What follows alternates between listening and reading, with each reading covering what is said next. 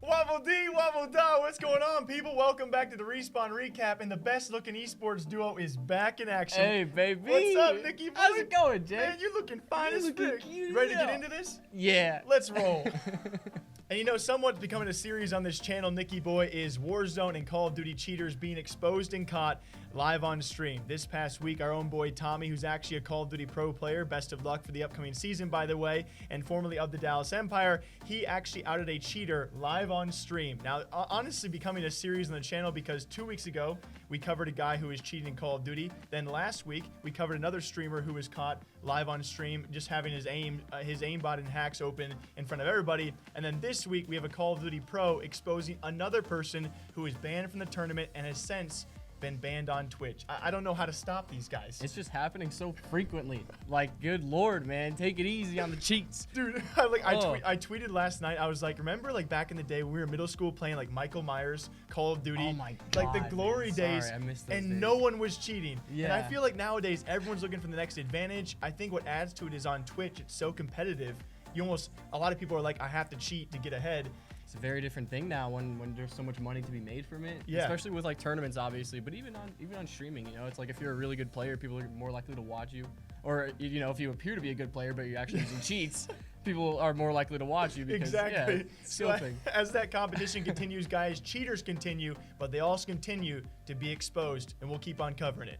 And you know, Jake, months ago we saw one of my favorite streamers, and I think maybe yours too. I know we both love him at least. But he switched over to not streaming anymore, but he went over to gardening and farming, and that is Dafran. You know, like I made a video on yesterday.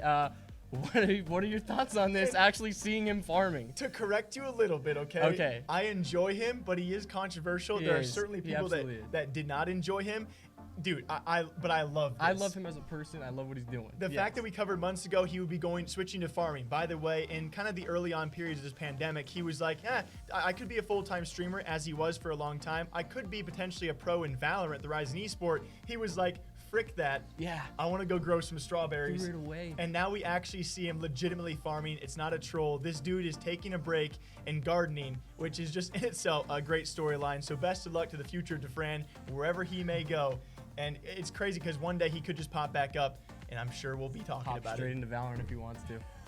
And speaking of the devil in Valorant, really quickly, halfway through the video, I just want to let you guys know, I know I look rough, okay? I understand that, but what's also very rough is the current climate of, like we talked about earlier already, cheating and match fixing, which could heavily impact the Valorant scene sometime very soon. We expect the next couple of weeks investigations ongoing with ESIC, Esports Integrity Coalition, to reveal several well-known names on well-known teams currently in Valorant that have possibly match fixed in their past in CSGO. And when this comes out, it will change the climate of Valorant, will affect, a lot of pros and teams out there. It's just unfortunate timing, I would say. With everything else ongoing, it seems that even more people possibly, and these are adults, legitimately cheating and match fixing. And I'm really curious to see just how many of them there are.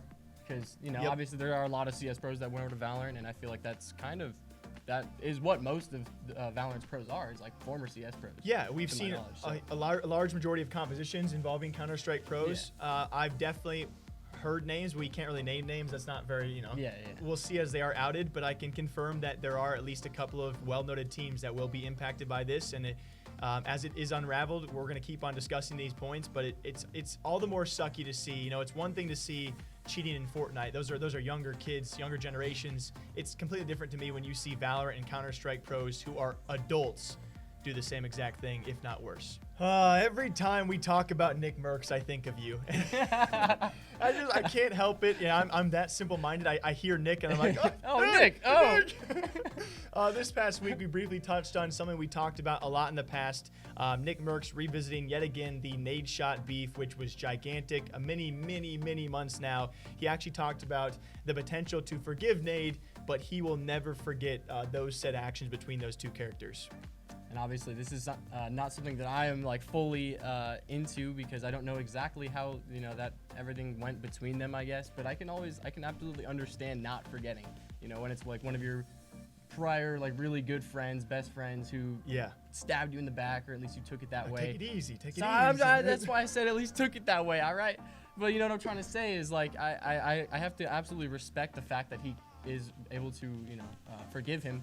Yeah. But I also respect the fact that he cannot forget, because it's just like that's the relationship that they had beforehand. It's 100%. really hard to do that. And we'll never know the full details. As we said before, Nadeshot didn't really share his side, and NICKMERCS certainly shared his. And so we're kind of all left open-minded to speculate. But NICKMERCS has certainly been, if anyone's been talking, it's been him on this case. And I would say understandably so. We will never understand what it was like to be in his shoes and potentially ripped off like that. But NICKMERCS has said he has forgiven Nadeshot, but will never forget.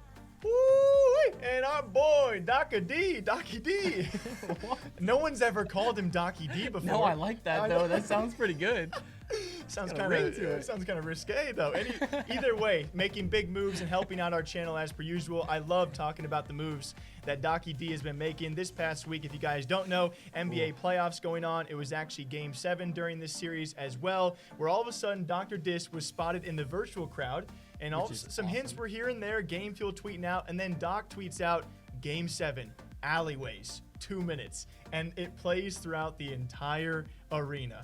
How freaking cool do you have to be able to do that, to get banned off Twitch and then just be like, nah, we're coming back. We're going straight for the NBA this time. Yeah, That's so cool. Whatever, his team is incredible. I know, we're arse kissing, but like these are really, really cool moves to make that I don't know if many creators can pull off. Whatever his team has been doing, connection-wise, expansion-wise, it makes me more excited to see what he does with his other ventures, because he has talked about the anxieties and struggles with his Twitch ban, but he's got a book deal, dropped some gigantic merch, pulling good viewership numbers, a lot of other things going on as well with potential road company stuff and other things he's hinted at. The NBA was just a little bit of that, and even that, it was just so cool to see. He's just branched out into everything, man. Music, video production, and NBA. Yeah. Literally, we can go on and talk about this for 5 minutes. All the things he has hinted at is already underway. I mean, at this point in time, you remember Ninja Works, the album? Mm-hmm. Exactly, but Doc is somehow pulling it off, and he's pulling a lot of things off.